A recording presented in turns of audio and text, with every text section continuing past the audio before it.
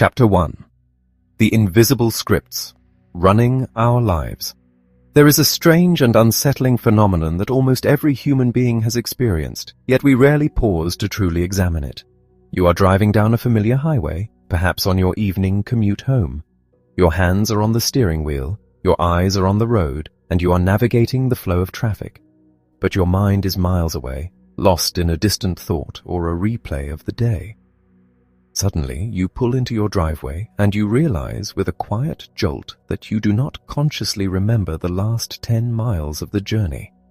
You made every turn, stopped at every red light, and adjusted your speed perfectly, all without your conscious mind being present. You were running on automatic.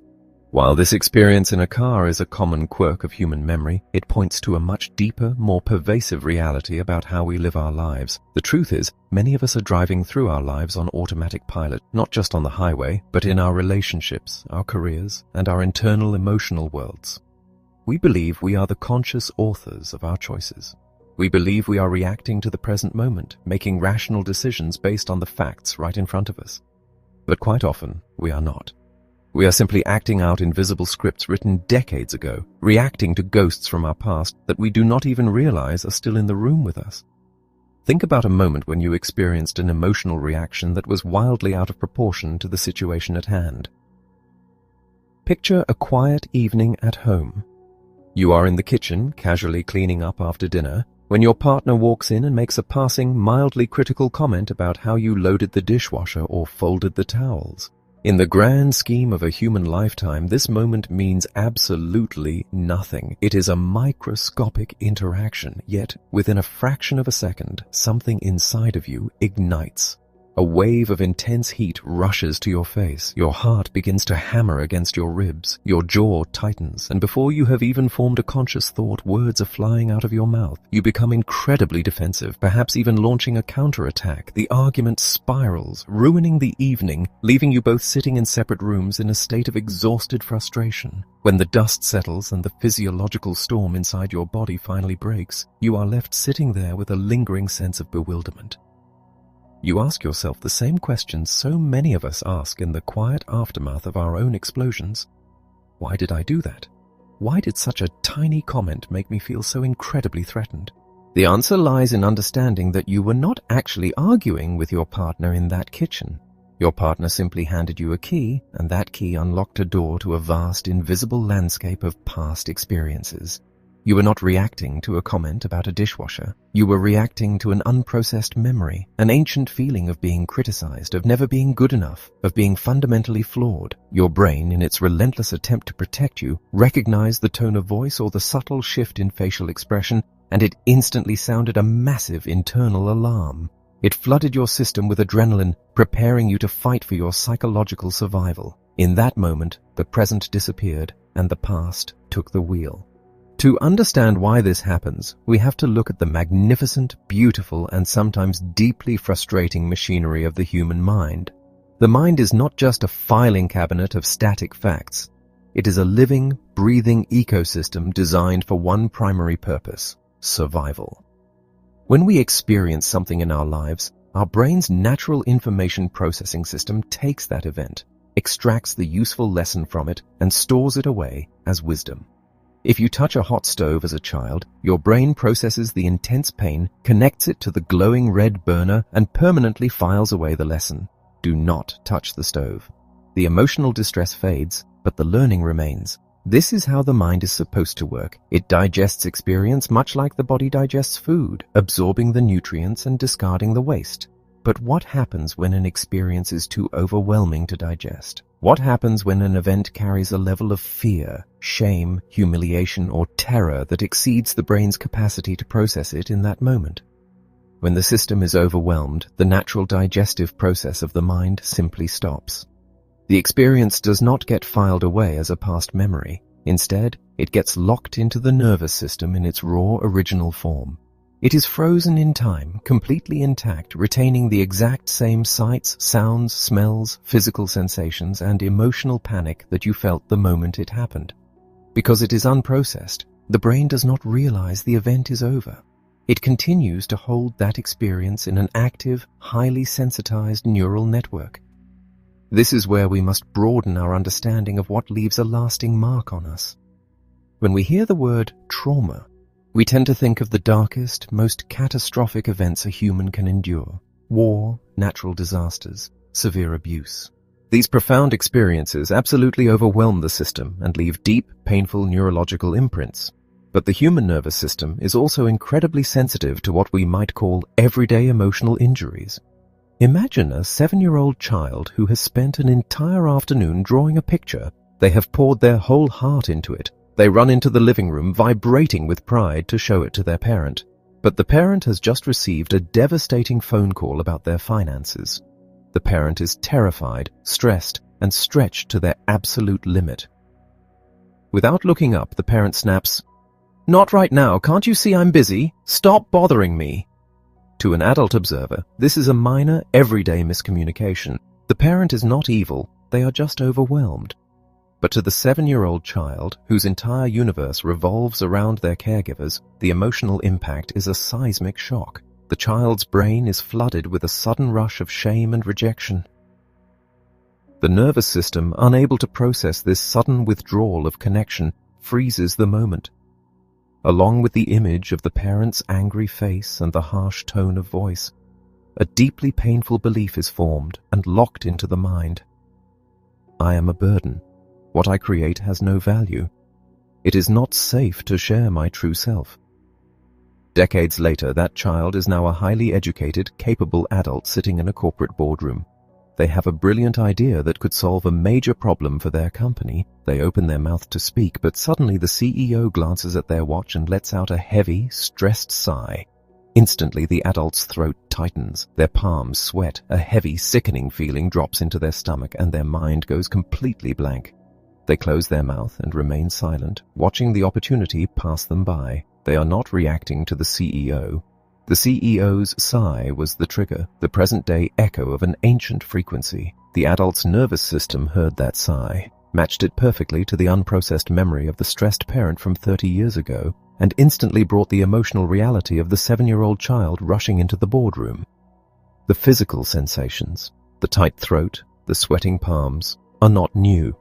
They are the exact same bodily sensations that were locked into the nervous system on that afternoon in childhood, finally finding a way out. We often hear the comforting phrase that time heals all wounds. But when we understand how the mind truly stores overwhelming experiences, we realize that this is a myth. Time, by itself, heals absolutely nothing. Time merely passes.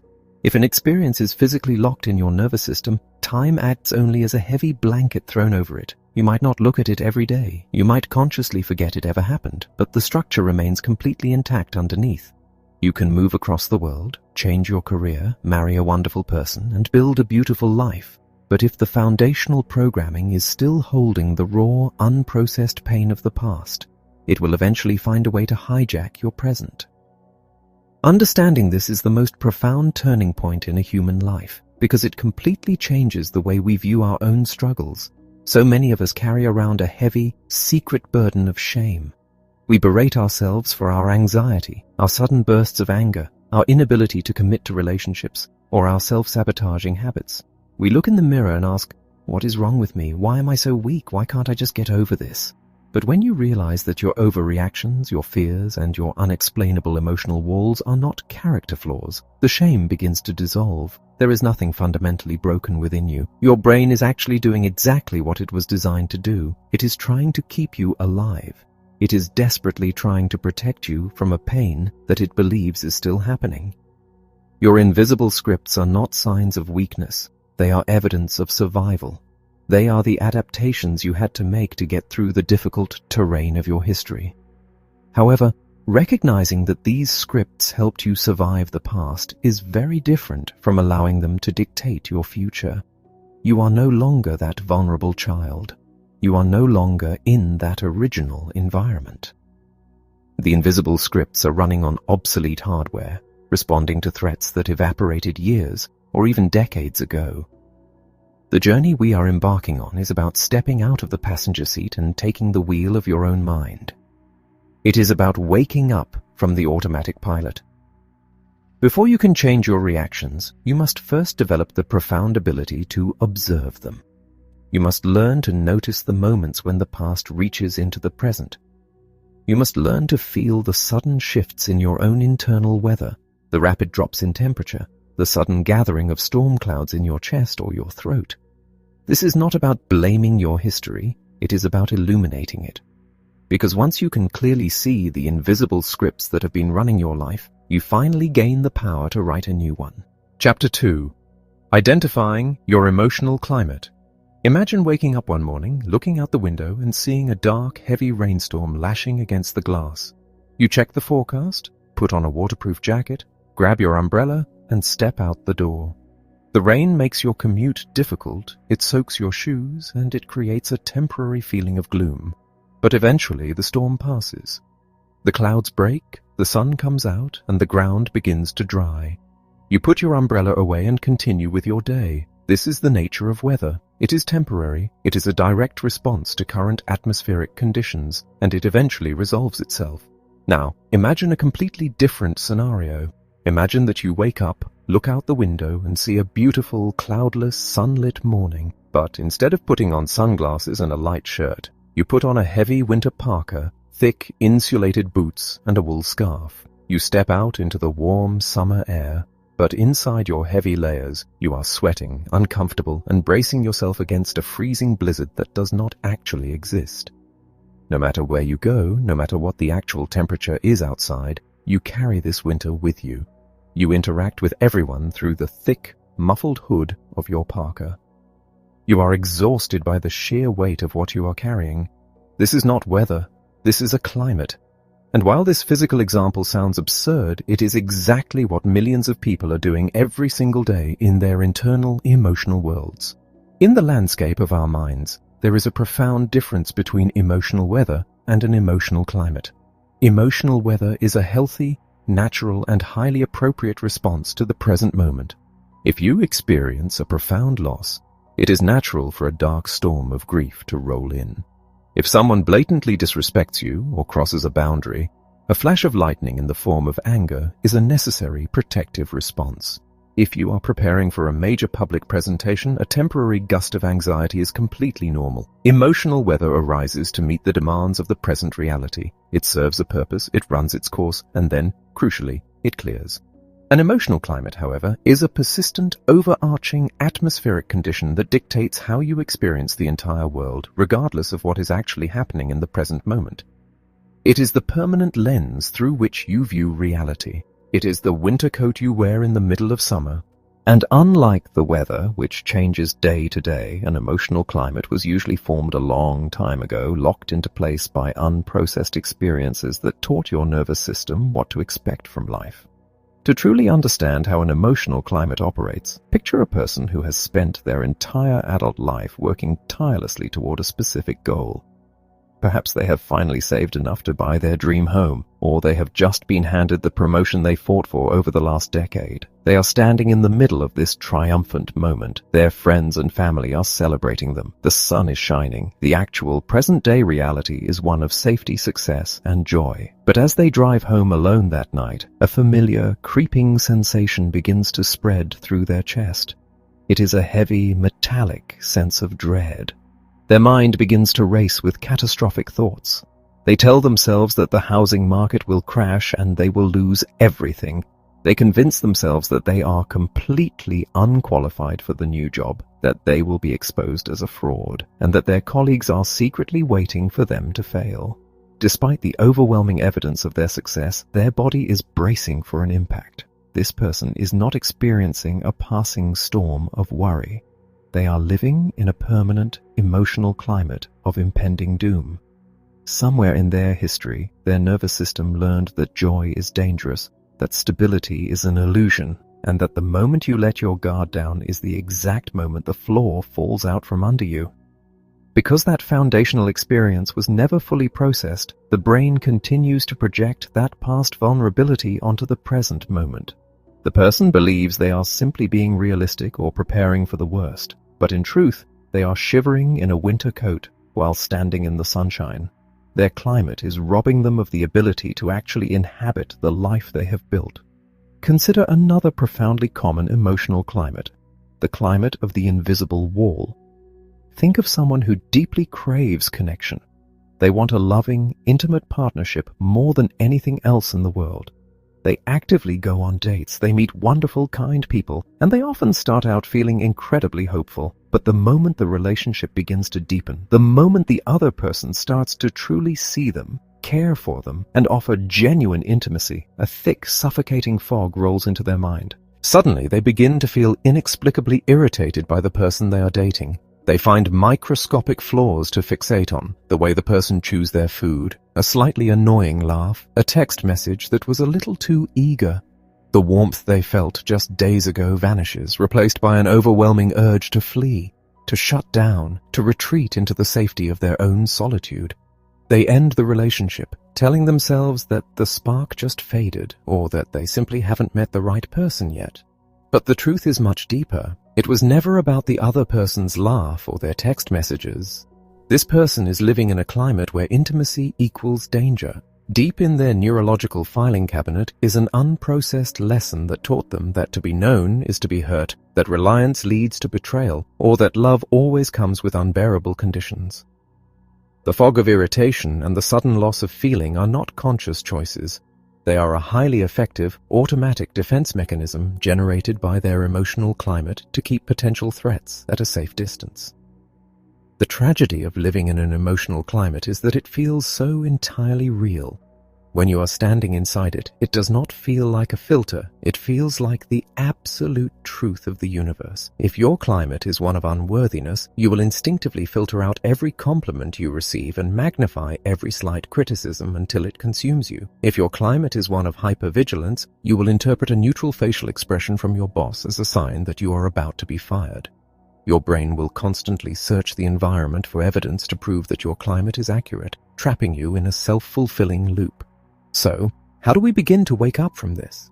How do we determine if what we are feeling is a passing rainstorm or a permanent winter? The answer lies in learning the subtle art of self-observation, particularly by listening to the undeniable wisdom of the physical body. Your conscious mind is a brilliant storyteller, capable of rationalizing almost anything. It will tell you that you are angry because of the traffic or that you are anxious because of the economy, but your body does not know how to lie. Your body is the very stage upon which the invisible scripts of your life are acted out. Start paying attention to your physical baseline. When you are sitting alone in a quiet room with no immediate demands on your time and no active threats in your environment, what does your body feel like? Is there a chronic tightness in your jaw? Do your shoulders constantly hover up near your ears? Is there a shallow, fluttering sensation in your stomach or a heavy, sinking feeling in your chest? These physical sensations are not just random aches and pains. They are the barometric readings of your emotional climate. They are the physical manifestations of a nervous system that is chronically preparing for a past event that is no longer happening. Furthermore, you must begin to track the repetitive patterns of your reactions.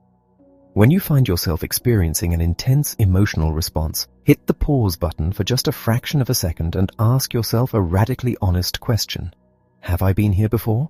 Does this intense feeling of being misunderstood, rejected, or trapped feel completely new to this specific situation? Or is it a deeply familiar melody that has played out in a dozen other scenarios with a dozen other people? If the feeling is intimately familiar, if the reaction seems far larger than the trigger, and if your body feels exactly the way it felt when you were much younger, you are not dealing with the weather. You have just stumbled upon your climate. Recognizing your emotional climate is not a reason for despair. It is the most liberating discovery you can make. As long as you believe that the problem is the traffic, your partner, your boss, or the state of the world, you are powerless, forever at the mercy of external circumstances. But the moment you realize that you are reacting to an internal climate, a climate generated by past, unprocessed experiences, the game completely changes. You realize that you are not broken. You are not destined to always feel this way. You are simply wearing the wrong clothes for the current season. And the beautiful truth about human biology and the incredible elasticity of the mind is that climates can change. The heavy, frozen layers of past experience can be thawed, processed, and finally released. Once you can accurately identify the climate you are living in, you have taken the first, most crucial step toward finally stepping out into the sun, feeling the genuine warmth of the present moment, and realizing that the storm ended a very long time ago. Chapter 3. uncovering the roots of your reactions.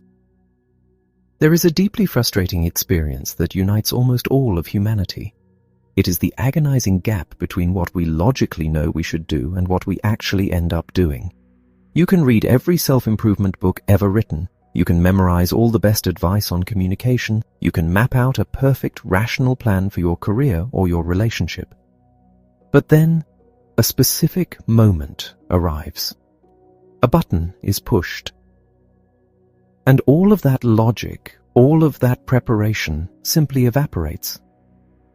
You find yourself retreating, attacking, or shutting down, watching yourself make a choice you know is wrong, almost as if you are a passenger in your own body. In the quiet hours of the night, when we are left alone with the memory of these moments, we tend to be terribly cruel to ourselves. We look at our self-sabotage, our sudden flares of temper, or our paralyzing bouts of procrastination, and we diagnose ourselves with fundamental flaws. We tell ourselves that we lack discipline. We tell ourselves that we are inherently lazy, or too sensitive, or just broken in some deep, unfixable way. We believe that if we just tried harder, if we could just exert enough willpower, we could finally force ourselves to act the way we want to act. But willpower is a fragile tool when it is matched against the raw, ancient power of your nervous system. To truly change your life, you have to stop trying to brute force your way through your reactions and start getting intensely curious about where those reactions are actually coming from. You have to realize that your present-day behaviors are not random, and they are certainly not signs of a weak character. They are the visible branches of a very deep, hidden root system. To understand how this root system works, we have to look at how the human brain actually learns and organizes information. Your brain is not a linear filing cabinet where every memory is kept entirely separate from the others. It is an infinitely complex web of associations. It learns by connecting things together. You already know exactly how this feels in a positive sense. Think about a time when you walked past a bakery, and the sudden smell of warm cinnamon and baking bread hit the air. In a fraction of a second, without any conscious effort on your part, you were no longer standing on a busy city street. You were suddenly 8 years old again, standing in your grandmother's kitchen on a Sunday morning. You could feel the warmth of the room. You could feel the absolute safety of being loved and cared for. That smell was a sensory trigger that instantly activated a vast network of positive memories and physical sensations. This is associative memory at its finest. It is instant, powerful emotional time travel.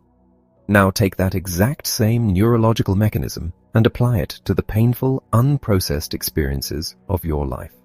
Just as the brain links the smell of cinnamon to safety and love, it also links specific sights, sounds, tones of voice, and physical sensations to danger, humiliation, and fear.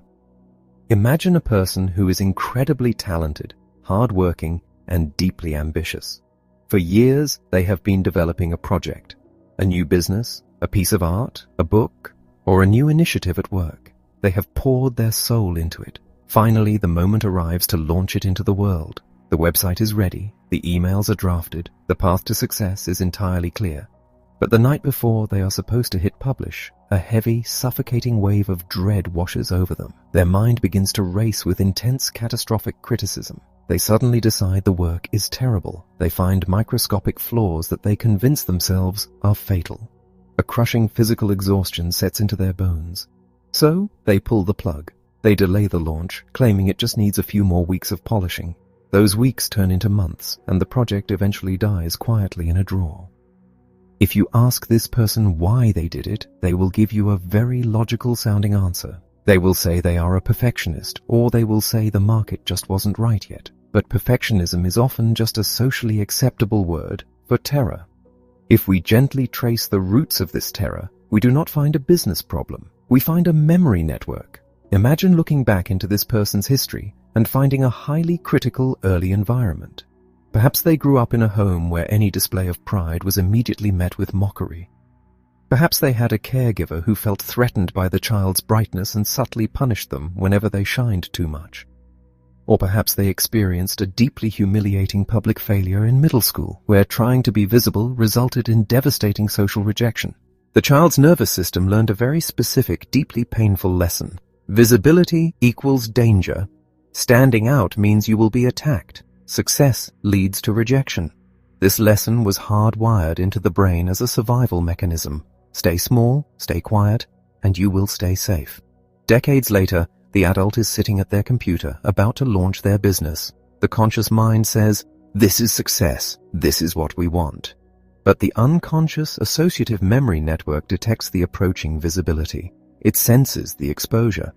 Instantly, the ancient alarm system is triggered.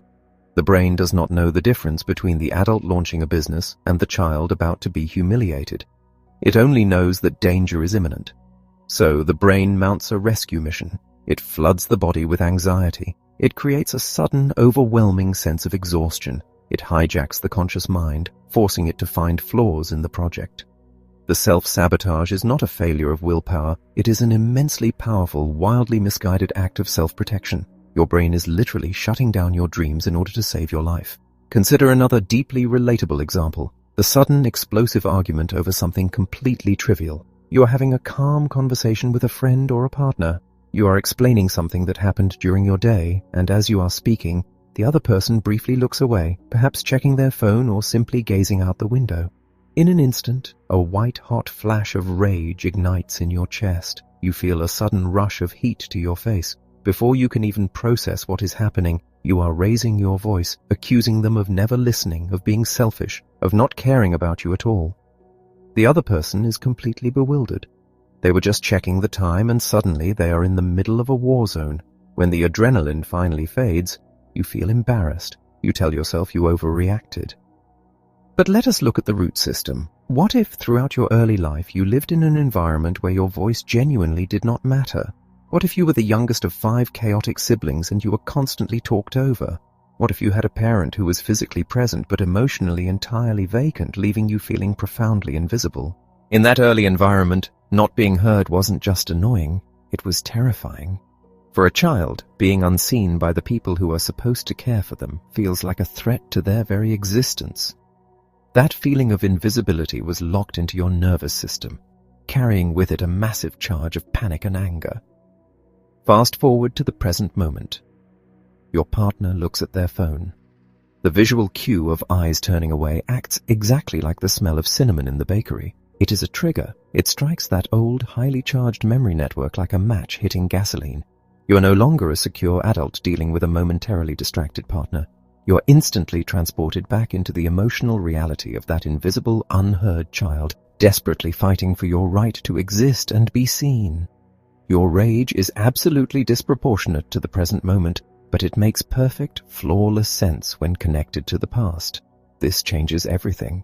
Once you grasp the reality of associative networks, the way you speak to yourself must fundamentally change. The question can no longer be, "What is wrong with me? Why am I so broken?" The only questions that matter now are, "What is this feeling reminding me of? Where have I felt this exact same tightness in my chest before? What is my nervous system trying to protect me from right now?" Uncovering the roots of your reactions is not about digging up the past just to dwell in the pain. It is about illuminating the dark, hidden machinery that has been silently operating your life. It is about shining a light on the invisible strings that are pulling your current behaviors. Because the moment you can connect your present-day overreaction to its actual historical root, a profound shift occurs. The trigger begins to lose its power. You separate the past from the present. You begin to realize that the danger your body is bracing for is already over. It happened a long time ago, and you survived it. This requires a tremendous amount of courage. It requires stepping out of the courtroom of self-judgment and stepping into a space of deep, compassionate curiosity. You have to be willing to look at your most frustrating, embarrassing behaviors and recognize them for what they truly are, the echoes of a past that has not yet been allowed to rest. Chapter 4. The Unseen Landscape of Early Life. If you stand at the edge of a vast ancient canyon and watch a river flowing through the rock, you are witnessing a profound relationship between water and earth. The water does not simply choose its own path at random. It follows the grooves, the deep crevices, and the sloping valleys that were carved into the stone long before that specific water ever arrived. The shape of the land entirely dictates the movement of the river. Your mind operates in exactly the same way. When you experience a sudden rush of emotion today, a flood of anxiety, a wave of unexplained sadness, or a sudden rigid defensiveness, that emotion does not travel through a flat, empty space. It flows through the deeply carved, unseen landscape of your early life. We all walk around carrying a hidden topography within us, a complex terrain of beliefs and sensitivities that were shaped when we were too young to even understand what was happening.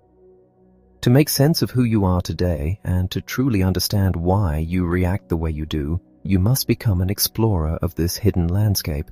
You must understand how the soft clay of your childhood mind was shaped, hardened, and locked into place. When we are born, we enter the world entirely vulnerable, lacking any cognitive context for the environment around us. A child does not possess the capacity for complex, abstract reasoning. A child cannot look at a frustrated, deeply exhausted caregiver and think, "My parent is under an immense amount of financial pressure right now, and their emotional withdrawal has absolutely nothing to do with my inherent worth as a human being." Instead, a child is entirely egocentric, meaning they believe they are the absolute center of the universe, and therefore they are the cause of everything that happens within it.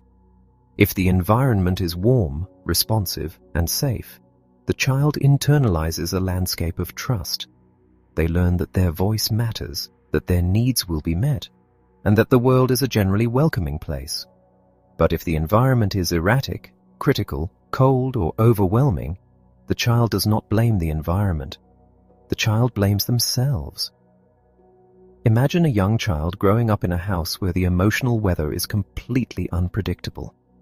There are days of sunshine and warmth, but there are also sudden, terrifying days of silent anger, slammed doors, and heavy, suffocating tension.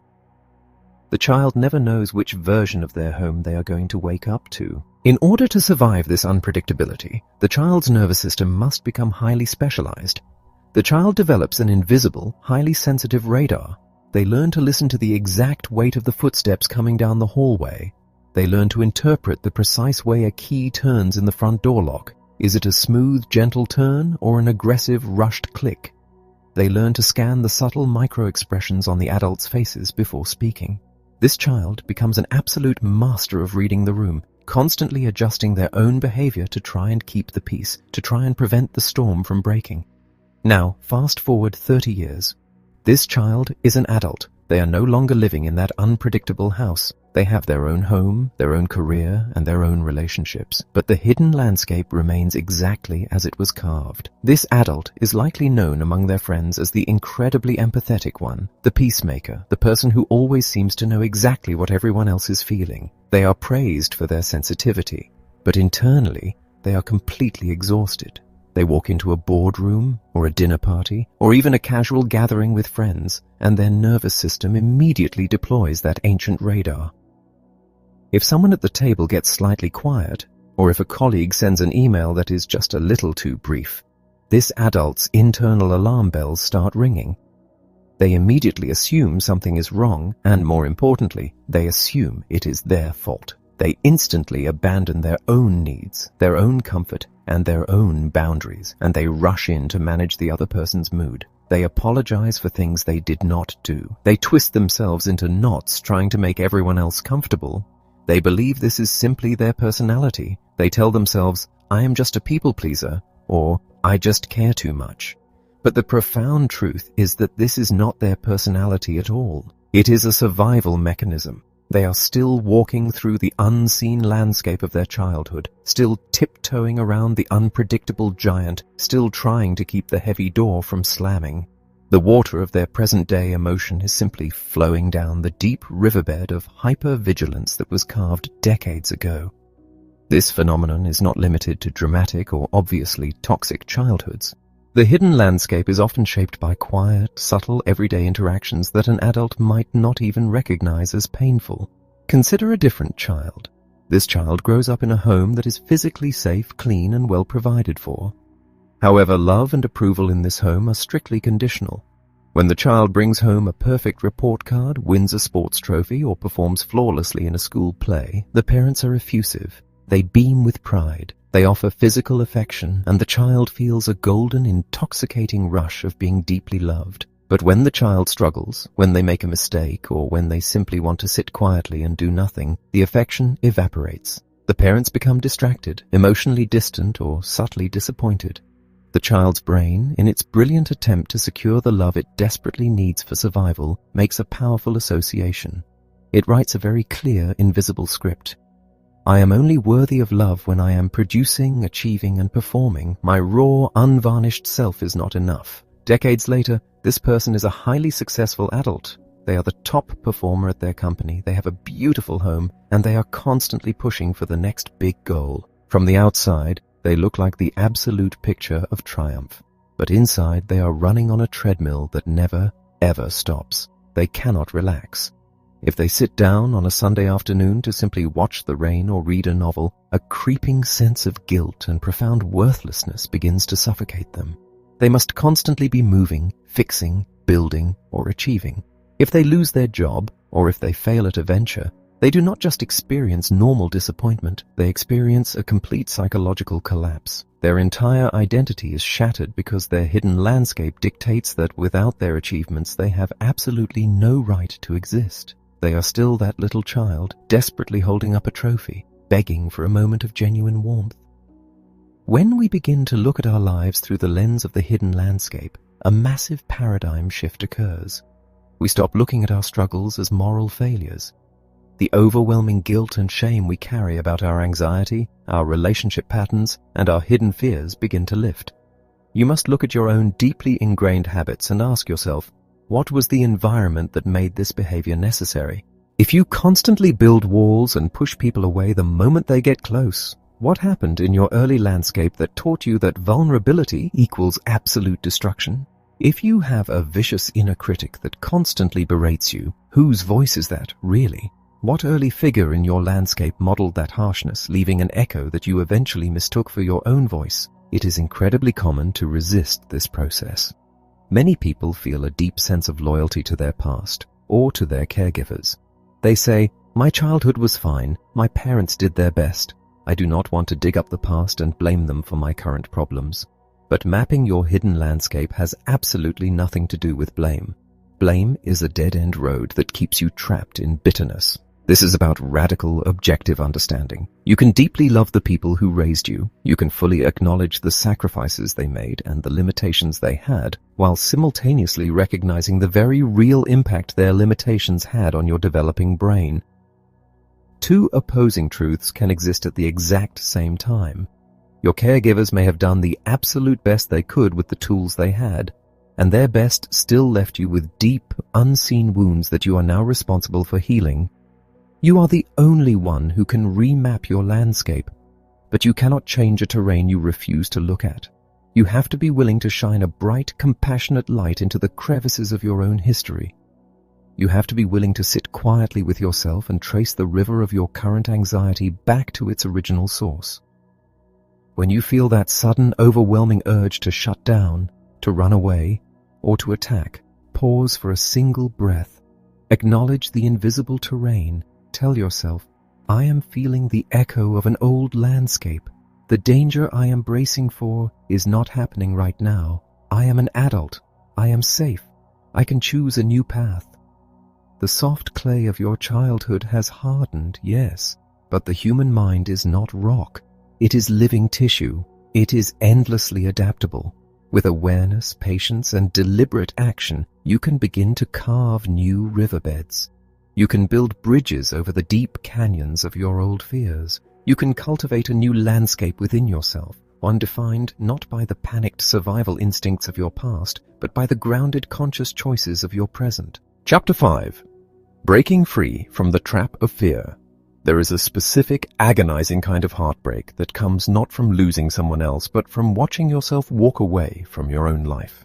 It is the profound frustration of the invisible cage. You know exactly what you want. You can see the open door right in front of you. You have the skills, the desire, and the intelligence to walk through it. But when you try to take the step, an invisible, incredibly powerful force wraps around your legs and paralyzes you. Your mind screams, go, but your body responds with an absolute, immovable, I can't. We have all experienced this paralyzing gap between our conscious desires and our physical reality. Perhaps it is the dream of leaving a secure but soul-crushing career to start something of your own. Perhaps it is the deep desire to finally set a hard boundary with a toxic family member, or to fully commit to a loving relationship after years of running away. You map out the plan. You tell your friends you are going to do it. You feel a surge of temporary motivation. But as the moment of action approaches, a suffocating fog of dread rolls in. Your chest tightens. Your throat closes up. Suddenly, 1,000 rational-sounding excuses flood your mind, convincing you that it is the wrong time, the wrong place, or the wrong choice. You back down. You stay in the cage. And then the heavy, dark wave of shame washes over you. Society has a very harsh vocabulary for this experience. We call it self-sabotage. We call it cowardice. We tell people they just need to push through the fear or do it scared. But when you are caught in the grip of a genuine neurological freeze response, telling yourself to just push through is like sitting in a car with no engine and yelling at the steering wheel to move faster. The problem is not a lack of motivation. The problem is that your nervous system has perceived a lethal threat, and it has pulled the emergency brake to save your life. To truly understand this trap, we must look at how fear operates not as an emotion, but as a biological protector. Imagine a deeply gifted professional who has spent a decade working quietly behind the scenes. They are brilliant, producing flawless work, but they have always let others take the spotlight. One day, the executive team recognizes their genius and offers them a massive promotion, a highly visible leadership role that comes with public speaking, major decision-making power, and intense scrutiny. This is everything the professional has consciously worked for. They accept the offer with a smile. But that night, the physical symptoms begin. It starts as insomnia. They lie awake, their heart hammering against their ribs. Within a few days, a chronic migraine sets in. Their stomach is in knots. They cannot eat. As the start date for the new role approaches, their body begins to completely break down. They feel an overwhelming, crushing exhaustion that makes it difficult to even get out of bed. Finally, in a state of absolute panic, they call the executive team and decline the promotion, citing mysterious health issues. The moment they hang up the phone, the migraine disappears. The stomach knots loosen. The exhaustion lifts. If we view this through the lens of traditional self-improvement, this person just threw away their future because they were weak. But if we view this through the lens of the nervous system, something profoundly different happened. The body did not sabotage this person. The body executed a flawless, highly successful rescue mission. Somewhere in this person's hidden landscape, perhaps from a deeply humiliating childhood experience or a highly critical parent, their nervous system learned a permanent rule. Visibility is lethal. Standing out means you will be attacked. Success is a setup for a devastating fall. The conscious adult mind wanted the promotion, but the ancient protective nervous system looked at that new job and saw a firing squad. The nervous system does not negotiate. When it senses a threat to your survival, it will use any tool at its disposal to stop you from walking into danger. If anxiety does not stop you, it will use physical pain. If pain does not stop you, it will use overwhelming fatigue. It will literally shut your body down to keep you in the safe zone. The tragedy is that the safe zone is entirely defined by the past. It is a bunker built for a war that ended 20 years ago, but you are still locked inside it, starving for fresh air. How do we break free from a trap that is set by our own biology? How do we move forward when our very own protector is holding us hostage? The first and most critical step is to stop fighting the fear. Every time you berate yourself for being stuck, every time you aggressively try to force yourself to act, you are sending a signal of violence and conflict into a nervous system that is already terrified. You cannot bully a frightened animal out of a corner, and you cannot bully your own nervous system into feeling safe. The harder you fight it, the more your brain believes that a real threat exists, and the stronger the paralysis becomes. Instead of fighting, you must fundamentally change your relationship with your internal world. You must step into a completely new dynamic. You can no longer be a passive victim of your automatic reactions, nor can you be a tyrant trying to beat them into submission. You must become the absolute boss of your own mind, a firm, grounded, deeply compassionate leader who takes charge of the internal boardroom. When the paralysis hits and the voice in your head screams, "I can't," a true boss does not panic. A leader pauses, assesses the room, and listens to the underlying message. You must sit with the suffocating dread and speak directly to the invisible protector that is generating it. You say to yourself, I feel the terror. I feel the brake being pulled. I know that a part of me believes this action is dangerous. Thank you for trying to keep me safe, but we are not in the past anymore. This is the process of uncoupling the present opportunity from the past trauma. You must systematically introduce your nervous system to the undeniable facts of the present moment. If your body is bracing for the humiliation of your childhood, you must actively, consciously remind your body of your current reality. You look around the room, you feel your feet on the floor. You remind yourself of your actual age, your actual capabilities, and the actual resources you possess today that you did not possess back then. This is not about positive thinking. Positive thinking is a fragile bandage. This is about establishing a profound, undeniable sense of physical safety in the present moment. You must prove to your nervous system that the environment has changed.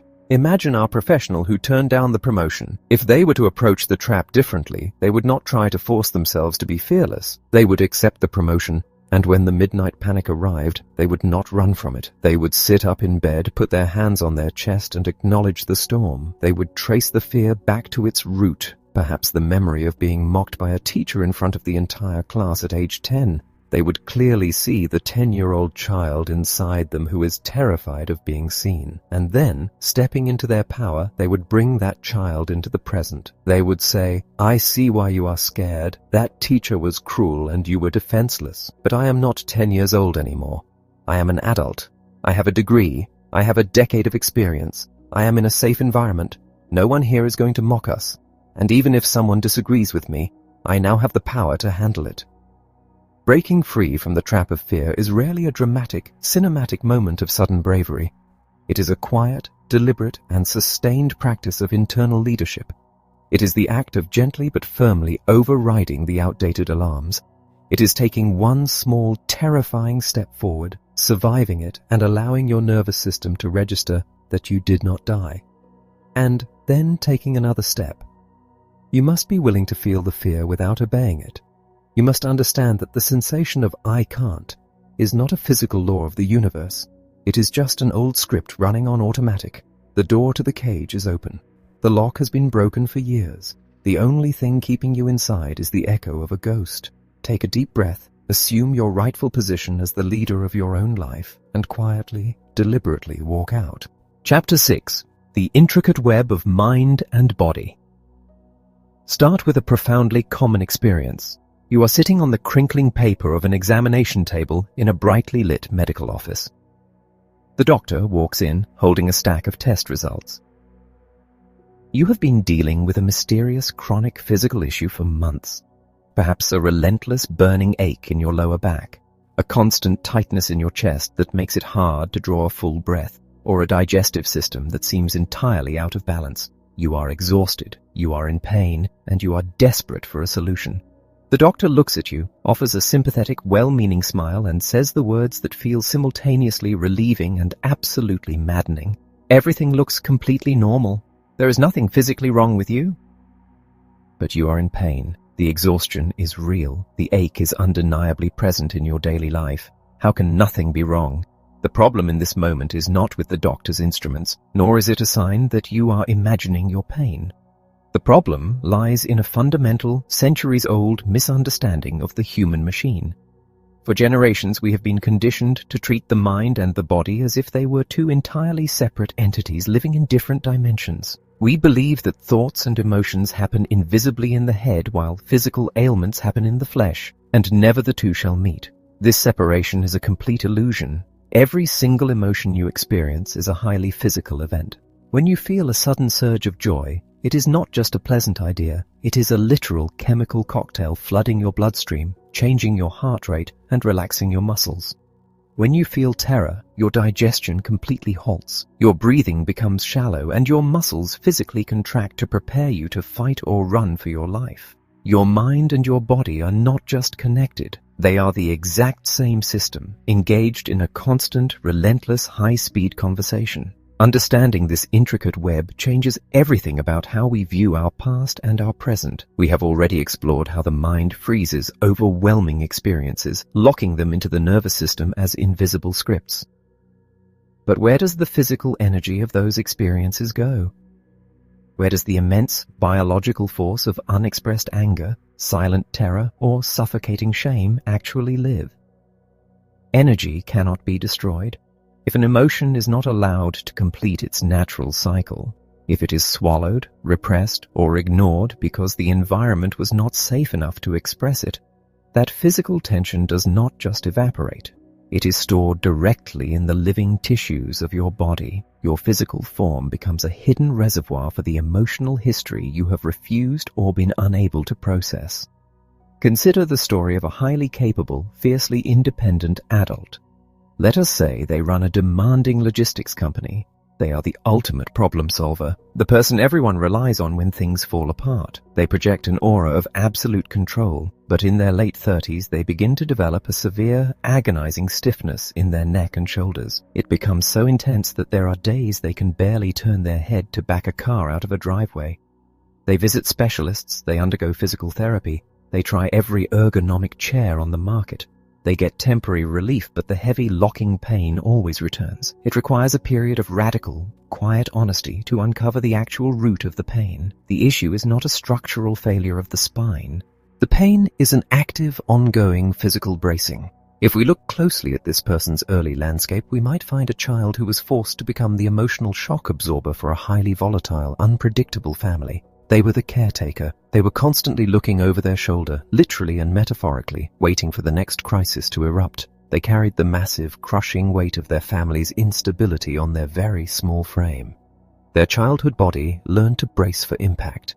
Decades later, as an adult managing high-stakes crises at work, the pressure triggers that ancient nervous system response. The conscious mind says, "I can handle this contract," but the unconscious nervous system senses the heavy burden and instantly remembers the old danger. The muscles in the neck and shoulders lock down in a desperate, deeply loyal attempt to protect the vulnerable child still living inside. The physical pain is not an injury, it is the unprocessed emotional burden of the past, screaming for attention in the only language the body knows how to speak. This dynamic creates a deeply frustrating feedback loop. The body tightens due to unacknowledged historical stress. The brain then feels that physical tightness, interprets it as proof that a literal, physical threat is present in the room right now and releases more stress hormones. The heart beats faster. The muscles tighten further. You become trapped in a loop of physical pain and mental anxiety, entirely disconnected from the original emotional root that started the entire cycle. You end up treating the symptom while the root system continues to thrive.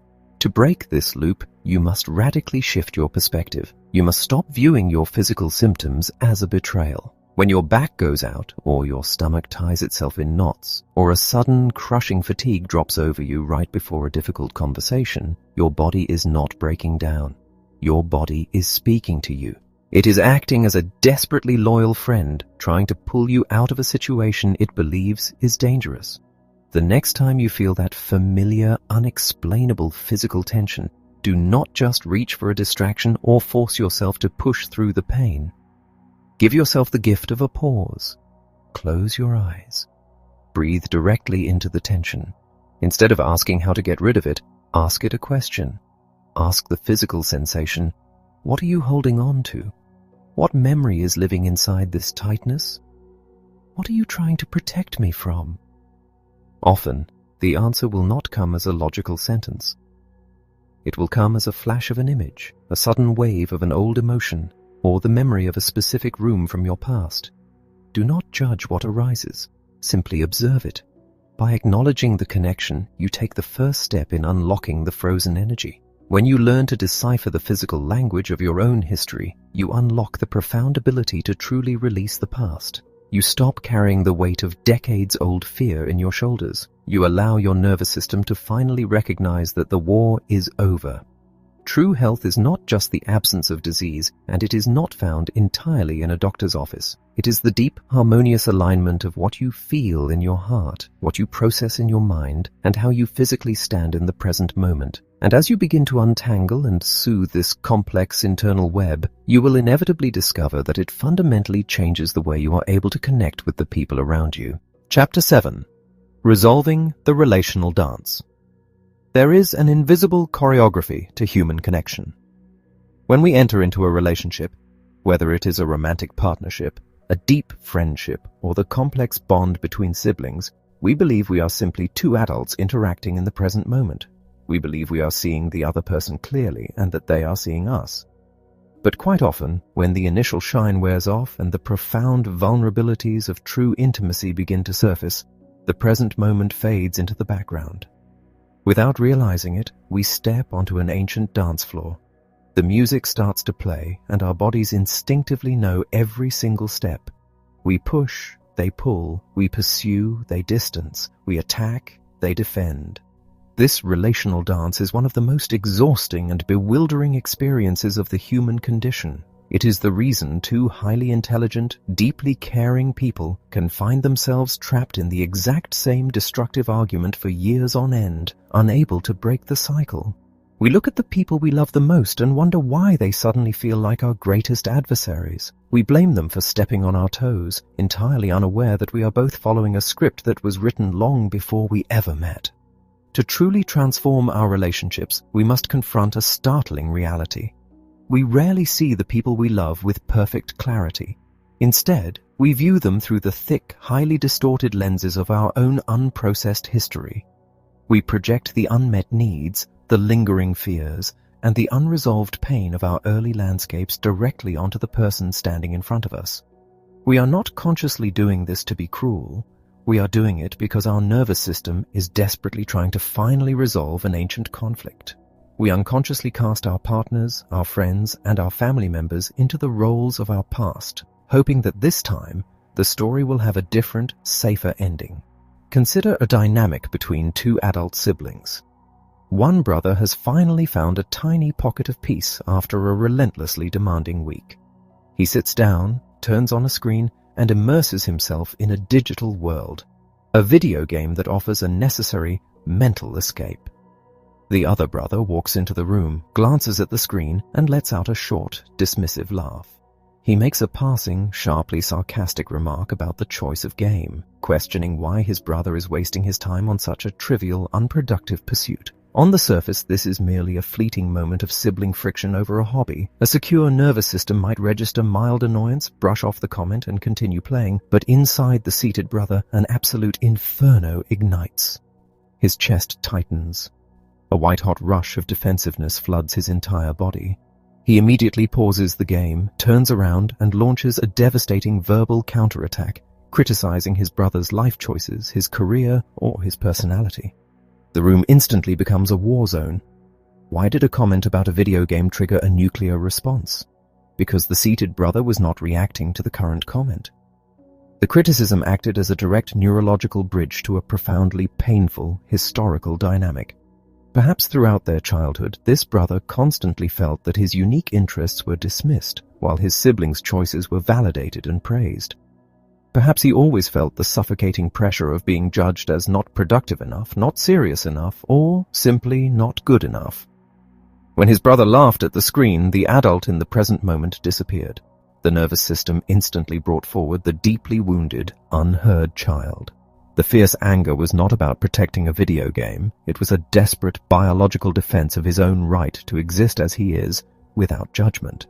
The other brother, equally triggered by the sudden, fierce attack, falls perfectly into his own defensive steps, and the ancient relational dance takes over the room. This exact same invisible projection destroys countless romantic relationships. Imagine a dynamic where one partner has a deep, unhealed wound of abandonment. They grew up in an environment where affection was constantly withdrawn, or where a primary caregiver simply vanished physically or emotionally. To this person, connection always feels incredibly fragile. It always feels like it is on the verge of disappearing. Now, imagine their current partner is an independent person who deeply values their own space. The partner goes out for a casual evening with friends and forgets to send a text message updating their status. As the hours pass, the waiting partner does not just feel annoyed. They experience genuine biological terror. Their nervous system convinces them that they are being abandoned all over again. The ancient panic sets in. When the independent partner finally walks through the front door expecting a warm greeting, they are met with a wall of ice. The terrified partner, unable to process the vulnerability of their own fear, masks it with blistering anger. They accuse, they interrogate, and they punish. The independent partner, feeling suddenly smothered and unfairly attacked, takes a step backward and physically withdraws from the room. This withdrawal is the absolute worst possible thing that could happen to the terrified partner. It confirms their deepest, most ancient fear, that connection is unsafe and that they will ultimately be left alone. So they pursue even harder, their anger escalating into sheer desperation. The harder they pursue, the further the other partner distances themselves. They are locked in a vicious, agonizing choreography. The pursuer believes they are fighting for the relationship. The distancer believes they are fighting for their freedom. Neither realizes that they are both just desperately trying to survive their own unhealed history. Breaking this cycle requires an act of immense, courageous vulnerability. You cannot change the dance by trying to force your partner to change their steps. You can only change the dance by refusing to participate in the choreography. You have to step off the floor entirely. This means catching the projection in real time. When you feel that sudden, overwhelming urge to attack, to criticize, or to run away and slam the door, you must learn to freeze. You must look at the person standing across from you and ask yourself the most important relational question you will ever learn. Who am I really talking to right now? Am I reacting to my partner coming home late, or am I reacting to the parent who never came home at all? Am I reacting to a casual comment about my hobby, or am I fighting a 30-year-old battle for acceptance? The moment you can separate the present reality from the past wound, the heavy fog of projection begins to lift. You begin to see your partner, your sibling, or your friend not as the villain in your ancient story, but as a flawed, complex human being standing beside you in the present moment. You can finally say to them, "When you do this, it touches a very old bruise for me." This level of radical ownership completely disarms the conflict. It transforms the relationship from a battlefield into a sanctuary. Because when two people finally agree to put down the invisible scripts of their past, they are no longer fighting each other. They become allies, standing together, actively healing the wounds that kept them apart for so long. Chapter 8. The Ripple Effects of Shared Pain. There is a persistent, deeply ingrained myth in modern society that we are all entirely self-contained individuals. We walk through the world believing that our minds are private fortresses, entirely separated from the people around us by the physical boundary of our skin. We believe that our joy is ours alone, and more importantly, we believe that our unprocessed pain, our hidden anxieties, and our silent fears are contained entirely within us. We tell ourselves that as long as we do not act out in obvious, destructive ways, our internal struggles do not affect anyone else. This is a profound biological illusion. The truth is, your nervous system does not end at the boundaries of your physical body. Human beings are deeply, fundamentally wired for connection. We possess an incredibly sophisticated neurological network designed specifically to scan, interpret, and mirror the emotional states of the people around us. When you walk into a room, your brain instantly and unconsciously assesses the emotional climate of the space. You can feel the heavy, suffocating tension of an unsaid argument between two people, just as clearly as you can feel the radiant, effortless warmth of a room full of joy. We are constantly transmitting our internal weather, and we are constantly absorbing the weather of others. This mechanism, known as co-regulation, is what allows humans to form deep, empathetic bonds, raise children, and build massive cooperative societies. But there is a dark side to this invisible web. When our nervous systems are locked into an ancient, unhealed trauma response, we do not just suffer in isolation. We actively transmit that dysregulation into the grid. We unknowingly broadcast our invisible scripts, forcing the people around us to carry the weight of a history that does not even belong to them. Consider a scenario that plays out in almost every family or close circle. Imagine a group of 4 friends scattered across different locations, one living in Ajmer, another in Jodhpur, and 2 based in Ahmedabad. For months, they have been coordinating a highly anticipated shared journey in May, a complex trip involving travel between the vibrant city of Ahmedabad and the deeply ancient, sacred streets of Mathura and Vrindavan. On paper, This is merely a logistical puzzle of aligning train schedules, booking accommodations, and mapping out an itinerary for 4 distinct adults. But underneath the logistics lies an intricate emotional ecosystem. As the month of May approaches, one of the friends experiences a sudden, intense spike of anxiety regarding the train bookings. Perhaps this individual carries a deeply hidden landscape shaped by early unpredictability, leaving them with an absolute, desperate need for control. The delay in a simple ticket confirmation feels, to their nervous system, like a life-threatening loss of safety. They send a single, highly stressed, sharply worded message to the group chat about the travel plans. Watch closely what happens next. The emotion does not stay confined to the sender. Instantly, the friend in Jodhpur reads the text, and without a single conscious thought, their own chest begins to tighten. Their own dormant anxieties about failure and responsibility are violently awakened. The friends in Ahmedabad read the exact same message, interpret the stress as a direct personal criticism of their planning efforts, and their nervous systems immediately respond with rigid defensiveness. Within a matter of minutes, without a single person standing in the same physical room, an entire emotional climate has been entirely contaminated. The raw, unprocessed fear of one individual has rippled outward, crashing into the nervous systems of 3 other people, triggering their own invisible scripts and turning a joyful shared journey into a battleground of anxiety and resentment. This phenomenon scales up dramatically when we look at the deeply woven fabrics of families and communities. Think of a parent who experienced profound scarcity or emotional neglect in their own childhood.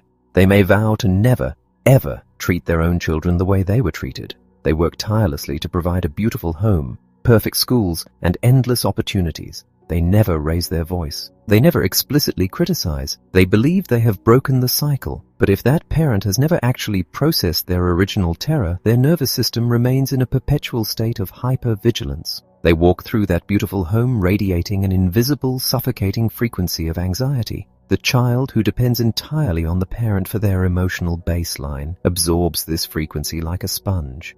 The child grows up with an unexplainable chronic tightness in their stomach, a deep fear of making mistakes, and a persistent belief that the world is inherently unsafe, despite having a perfectly safe childhood.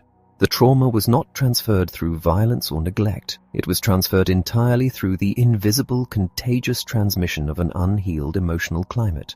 We see this same ripple effect in our workplaces and our global communities. A leader who is secretly terrified of being exposed as an imposter will project a climate of micromanagement and constant urgency, creating an entire department of chronically stressed, physically exhausted employees. A society that refuses to acknowledge and process its collective historical wounds will remain locked in a perpetual cycle of hyper-defensiveness and reactive anger, constantly finding new enemies to project its ancient pain onto. The pain never stays localized. It always demands an audience. This is why we must completely revolutionize our understanding of what it means to heal. For a long time, therapy and personal development have been framed as somewhat selfish pursuits, a luxury for individuals who want to feel a little happier or a little more productive. But when you truly understand the absolute interconnectedness of human biology, you realize that healing is not a private luxury. It is the most profound communal responsibility you possess. Every time you choose to pause in the middle of a trigger rather than lashing out at your partner, you are breaking a wave of destructive energy. Every time you trace your own anxiety back to its root instead of projecting it onto your friends, your children, or your colleagues, you are removing a toxic element from the shared emotional water supply. You become what is essentially a psychological circuit breaker. The ancient pain, the generational fear, the decades of unprocessed tension may have been handed down to you, but when it hits your nervous system, the circuit breaks, the electricity stops. The trauma does not get passed on. There is an incredible quiet power in becoming a regulated presence in a chaotic world. When you do the deep, often exhausting work of illuminating your hidden landscape and soothing your own terrified internal protector, you stop demanding that the world twist itself into knots to keep you comfortable. You drop the heavy, invisible armor. And when you drop your armor, a magnificent thing happens to the people around you.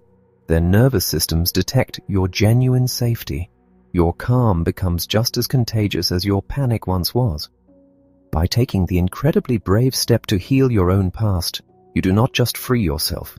You grant permission for everyone you interact with to lower their own weapons, step out of their own cages, and finally breathe the clean, clear air of the present moment. Chapter 9. Turning Stress into Ultimate Well-Being.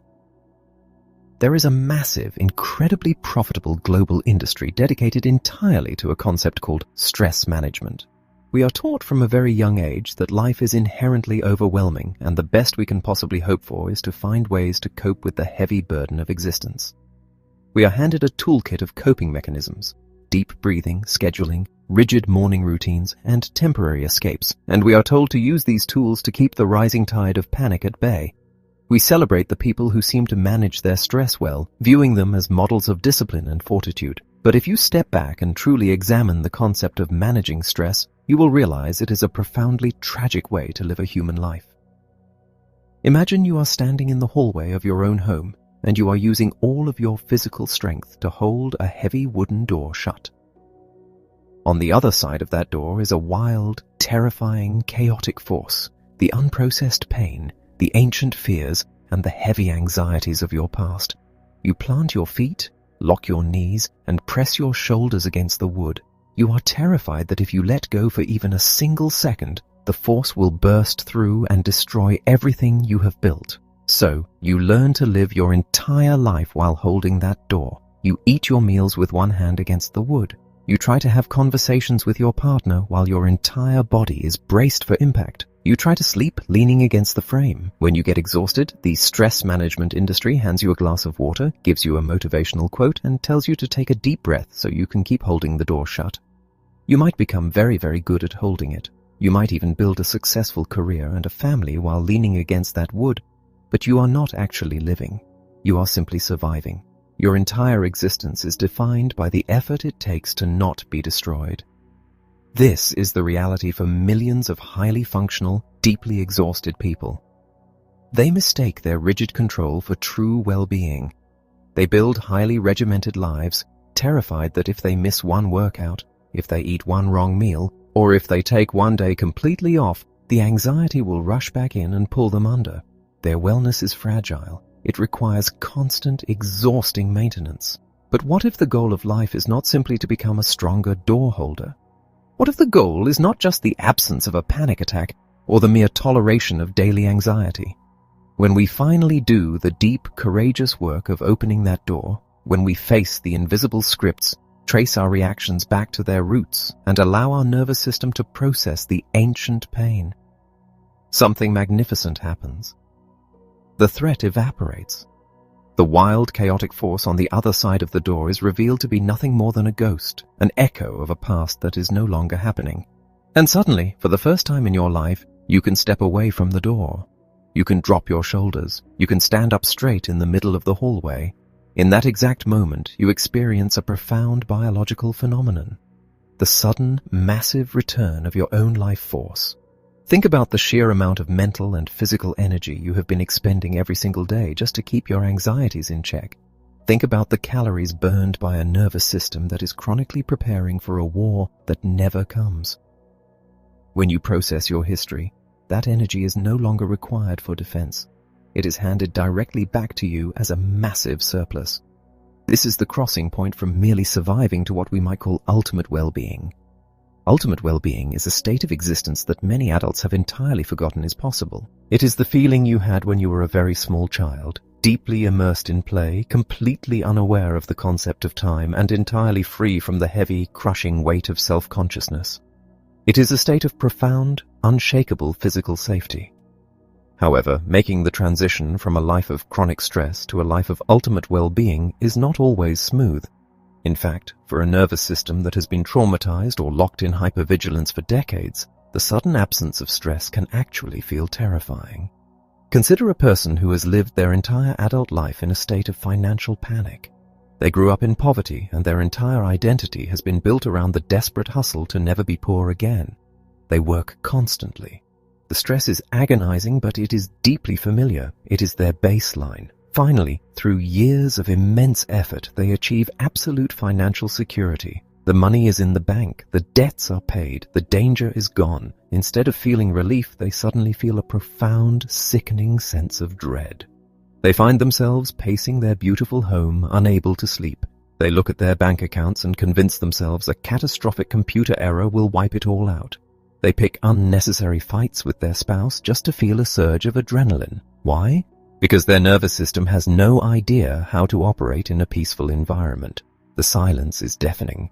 To a brain wired for war, peace feels exactly like an ambush waiting to happen. This is the famous phenomenon of waiting for the other shoe to drop. To turn stress into ultimate well-being, we must actively teach our bodies how to tolerate joy. This sounds absurd to the conscious mind. Why would anyone need to practice feeling good? But it is a vital biological necessity. Just as your brain learned to instantly recognize and memorize danger to keep you alive, you must now deliberately train your brain to recognize and memorize safety. You must begin to treat moments of peace, joy, and success not as fleeting accidents, but as crucial nutritional supplements for your nervous system. When something wonderful happens, when you share a genuine, belly-aching laugh with a friend, when you finish a piece of work you are deeply proud of, or when you step outside and feel the perfect warmth of the sun on your face, do not just rush past it. Do not immediately move on to the next item on your to-do list. Stop exactly where you are. Close your eyes for 10 seconds. Feel the warmth of that joy in your chest. Notice the way your breathing slows down. Notice the complete absence of danger in the room. Sink into the goodness of the moment and explicitly tell your nervous system, we are safe. This joy is real. We are allowed to have this. By deliberately lingering in positive experiences, you are actively rewiring the neurological pathways in your brain. You are building a new internal climate, one where peace is the default setting, not a temporary vacation from the panic. When you cultivate this new baseline, the entire geometry of your life changes. You no longer make decisions based on what you are trying to avoid. You begin to make choices based on what you actively want to pursue. You stop viewing relationships as minefields to be carefully navigated and start viewing them as open playgrounds for genuine connection. Your creativity, which was previously suffocated by the demands of basic survival, explodes into the open space. You realize that stress is not an incurable condition, and your history is not a life sentence. You do not just heal to get back to zero. You heal to discover what lies beyond zero. You heal to finally meet the vibrant, powerful, deeply joyful human being who was waiting behind that door all along, ready to step out into the sun and actually live. Chapter 10. Integrating healing into everyday life. There is a captivating and deeply persistent fantasy about what it means to be truly healed. We often imagine that the end of this journey looks like a person sitting perfectly still on a quiet mountaintop, completely untouched by the chaos of the world below. We imagine that once we have mapped our hidden landscapes and rewritten our invisible scripts, we will never again feel a surge of anger, a sting of rejection, or a wave of anxiety. We believe that a healed nervous system is an impenetrable fortress, but true healing does not require you to move to a mountaintop, and it certainly does not turn you into an unfeeling stone. The real world is loud. It is intensely unpredictable, frequently unfair, and inherently messy. You are going to face profound losses, you are going to encounter deeply difficult people, and you are occasionally going to burn the dinner. The ultimate goal of this work is not to prevent the storms of life from arriving. The goal is to fundamentally change how you stand in the rain. To understand what everyday healing actually looks like, you must look at the metric of recovery. In the past, when an invisible script was triggered, the reaction might have consumed your life for weeks. If someone criticized your work, you might have spiraled into a deep depression, convinced of your absolute worthlessness, withdrawing from your relationships and abandoning your goals. The trigger dictated your reality for an extended period of time. Now, imagine the exact same trigger occurring in your new integrated reality. You have spent years building a business or crafting a project, and it receives a harsh public critique. Because you are a living, breathing human being, it is going to hurt. Your nervous system will still register the threat. You will feel that familiar, sudden drop in your stomach. You will feel the heat rush to your face. The ancient, terrified child inside you will briefly step forward, bracing for absolute destruction. But this is where everything changes. Instead of becoming swallowed by the reaction, the conscious, grounded adult that you are today steps in. You feel the physical drop in your stomach, but you do not obey it. You recognize it. You say to yourself, "There is the old fear. It hurts, but I am safe." You take a deep breath, flooding your nervous system with oxygen, signaling to your brain that there is no physical predator in the room. You allow yourself to feel the genuine disappointment of the critique without attaching it to your fundamental worth as a human being. Within an hour, or perhaps by the next morning, the storm passes. You process the information, extract whatever useful feedback exists, and you go back to work. The trigger that used to derail your life for 6 months now takes exactly 1 evening to resolve. This is what true integration looks like. It is not the absence of the trigger, it is the breathtaking speed of the bounce back. You have transformed an emotional climate back into simple, passing, emotional weather. This kind of resilience does not happen by accident, and it is not a permanent state that you achieve and then never have to think about again. Integrating healing into your everyday life requires the deliberate cultivation of daily practices. We deeply understand the concept of physical hygiene. We brush our teeth every morning, we wash our hands, we nourish our bodies with food, and we understand that if we stop doing these things, our physical health will rapidly deteriorate. Yet, for some reason, we expect our emotional and neurological health to sustain itself without any daily maintenance whatsoever. You must begin to practice mental hygiene with the exact same dedication that you practice physical hygiene. This means building tiny, consistent moments of grounding into the architecture of your daily routine. It means intentionally pausing before you transition from one environment to another. When you pull your car into the driveway after a highly stressful day at work, do not immediately rush through the front door and carry that chaotic energy into your home. Sit in the car for 60 seconds, turn off the engine, close your eyes, notice the tension in your jaw and actively release it.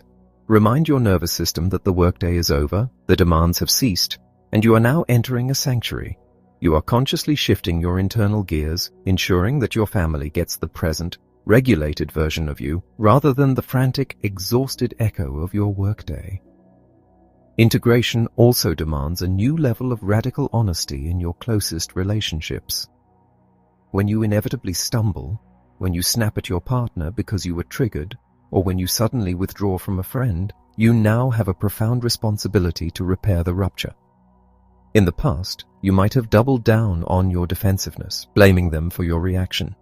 In your integrated life, you step forward with vulnerability. You return to the person and say, "I am sorry I reacted that way. You did not deserve that. My nervous system was caught in an old script and I took it out on you." This simple act of ownership is revolutionary. It completely dismantles the old relational dances. It proves to your partner that you are actively at the wheel of your own life, and it builds a foundation of trust that is infinitely stronger than the illusion of perfection. You teach the people around you that it is safe to make mistakes, because mistakes are followed by genuine repair, not by endless punishment. As you continue to walk this path, you will begin to notice a profound shift in the overall texture of your existence. The heavy, exhausting armor you have worn for decades will slowly begin to fall away. You will find that you have dramatically more energy simply because you are no longer burning thousands of calories a day holding the door shut against your own history. You will begin to experience the world with a sense of startling clarity. You will look at the people in your life, your aging parents, your children, your colleagues, the strangers on the street, and you will no longer see them merely as potential threats or sources of validation. You will see them as fellow human beings, walking their own complex topographies, battling their own invisible scripts. A deep, spontaneous compassion will naturally arise within you. When someone lashes out in anger, you will no longer take it personally. You will recognize the panicked flailing of a dysregulated nervous system, and you will meet it with grounded presence rather than reactive fire. This is the ultimate legacy of the work you have done. By taking the incredibly brave step to shine a light into your own hidden landscape, you have changed the trajectory of your entire future. You have broken the circuits of ancient pain. You have ensured that the fears of your past will not become the burdens of your children or the limitations of your potential. You are no longer the terrified passenger in a vehicle driven by ghosts.